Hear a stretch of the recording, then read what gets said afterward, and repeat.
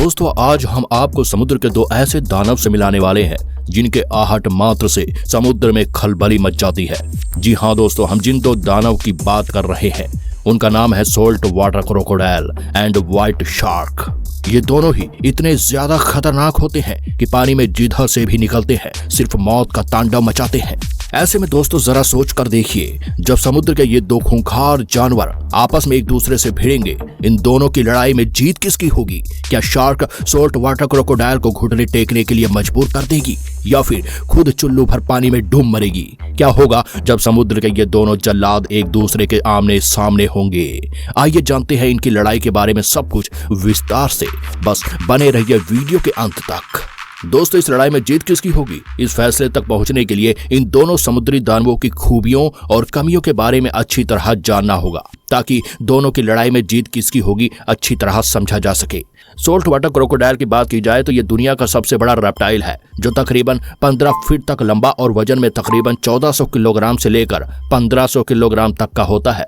पानी में दिख रहे इस शैतान को भूलकर भी कम समझने की कोशिश मत कीजिएगा, क्योंकि ये घात लगाकर शिकार को दर्दनाक मौत देने के लिए माहिर है। जब भी कोई जानवर किनारे पर पानी पीने आता है तो ये घात लगाकर दबोच लेता है और उस जानवर को दर्दनाक मौत का सामना करना पड़ता है। जब सोल्ट वाटर क्रोकोडाइल शिकार के ऊपर हमला करता है, मानो ऐसा लगता है जैसे कयामत आ गई हो। बात करें व्हाइट शार्क की तो यह 15 फीट से लेकर 25 फीट तक लंबे और वजन के मामले में क्रोकोडाइल से 1000 किलोग्राम ज्यादा यानी 2300 किलोग्राम तक होते हैं।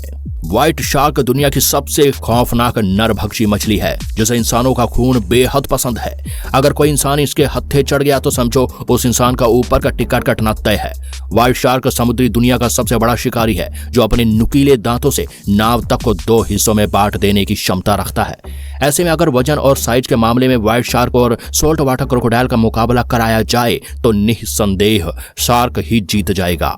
लेकिन जीत हासिल करने के लिए लड़ाई के मैदान में सिर्फ भारी और बड़ा शरीर ही मायने नहीं रखता, बल्कि लड़ाई के मैदान में विजेता बनने के लिए बेहतरीन हंटिंग स्किल्स, शार्प माइंड और इसके अलावा भी कई खूबियां होनी चाहिए। गुस्सैल नेचर। बात करें इनके गुस्सैल नेचर की तो सोल्ट वाटर क्रोकोडाइल हमेशा गुस्से से भरा रहता है। इसे देखकर मानो ऐसा लगता है जैसे गुस्सा हमेशा इसके नाक पर ही हो।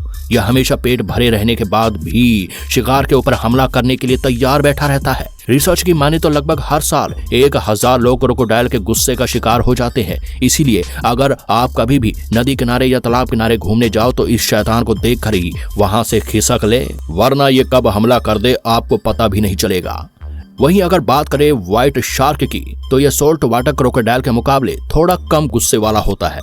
ये कोई भी काम सूझबूझ के साथ ही करती है, लेकिन जब इसे गुस्सा आता है तो समुद्र में खलबली मच जाती है और समुद्र के छोटे बड़े जीव इधर उधर भागकर अपनी जान बचाने में लग जाते हैं।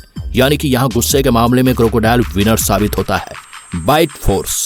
दोस्तों शिकार को दबोचने या फिर उसकी चीर फाड़ करने के लिए बाइट फोर्स का सबसे महत्वपूर्ण योगदान होता है, क्योंकि लड़ाई के मैदान में जिस शिकारी की बाइट फोर्स यानी जबड़े की काटने की शक्ति सबसे ज्यादा होती है, जीतने के चांस सबसे ज्यादा उसी के होते हैं। ऐसे में बात करें मगरमच्छों की प्रजाति में सबसे ज्यादा बाइट फोर्स वाले जानवर की तो सोल्ट वाटर क्रोकोडाइल ही है, जो 3700 PSI की ताकत से शिकार को चीर डालता है। ऐसे में कोई शिकार इसके जबड़े में फंस गया तो यमराज के पास जाना तय है।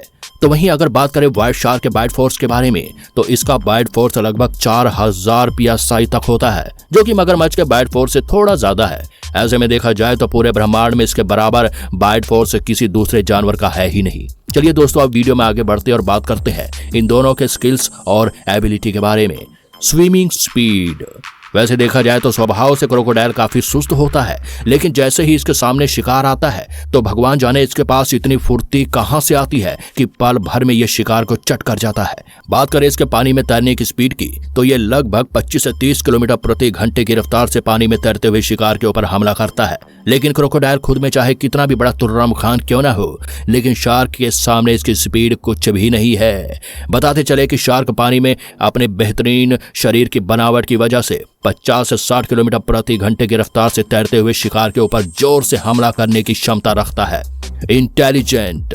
वैज्ञानिकों के रिसर्च के अकॉर्डिंग क्रोकोडाइल बेहद ही इंटेलिजेंट होते हैं। ये ग्रुप में रहकर शिकार करने की स्ट्रेटजी बनाते हैं, साथ ही अपने बच्चों को कैसे पाल पोस कर बड़ा किया जाए इसके लिए न्यूट्रिशंस डिसाइड करते हैं। वहीं अगर देखा जाए तो व्हाइट शार्क भी इंटेलिजेंट के मामले में सोल्ट वाटर क्रोकोडाइल से कम नहीं है। समुद्र की दुनिया में इसकी बुद्धिमत्ता की मिसाल दी जाती है। ऐसे में देखा जाए तो इंटेलिजेंसी में दोनों प्रतिद्वंदी बराबर की टक्कर देते हैं। Hunting skills.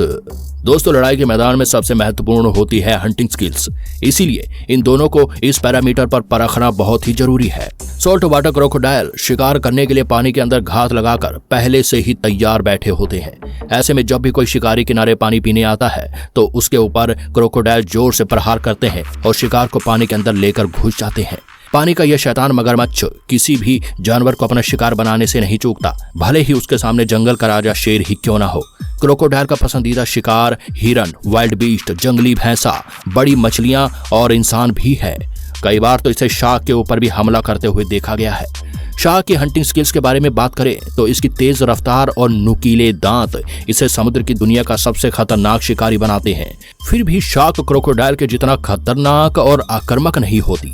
ये बिना किसी मतलब के किसी भी दूसरे जीव के ऊपर हमला नहीं करती, बल्कि भूख लगने पर ही शिकार के लिए निकलती है। इसके अंदर एक खास सुपर पावर है जिसकी मदद से यह काफी दूर से ही शिकार को सूंघ लेती है और उस पर हमला करने निकल पड़ती है। यहाँ तक कि इंसान का एक बूंद खून भी समुद्र में गिर जाए तो उसे भी सूंघ कर वहां पहुंच जाती है और इंसानों के बीच खलबली मचा देती है। तो दोस्तों, फाइनली इन दोनों के आंकड़ों पर नजर डाली जाए तो ऑलमोस्ट दोनों ही हंटिंग स्किल्स एंड फीचर्स के मामले में सेम ही है, लेकिन व्हाइट शार्क का बाइट फोर्स और पानी में तेज तैरने के मामले में मगरमच्छ से आगे है। ऐसे में अगर इन दोनों के बीच लड़ाई होती है तो मुकाबला बराबरी का होगा, लेकिन क्रोकोडाइल अगर व्हाइट शार्क के जबड़े की पकड़ में आ जाता है तो उसका बचना लगभग नामुमकिन हो जाएगा, क्योंकि व्हाइट शार्क का बाइट फोर्स काफी ज्यादा है। यानी कि लड़ाई के मैदान में समुद्र के जब ये दोनों शैतान आपस में भिड़ेंगे तो क्रोकोडाइल व्हाइट शार्क को कड़ी टक्कर तो दे सकता है, लेकिन उससे जीत नहीं सकता। वैसे दोस्तों, आपके हिसाब से असली विजेता कौन है, हमें कमेंट बॉक्स में जरूर बताएं। साथ ही वीडियो को लाइक, शेयर एंड ऐसे ही वाइल्ड एनिमल से जुड़ी वीडियो देखने के लिए जुड़े रहे ज्ञान कुंभ के साथ।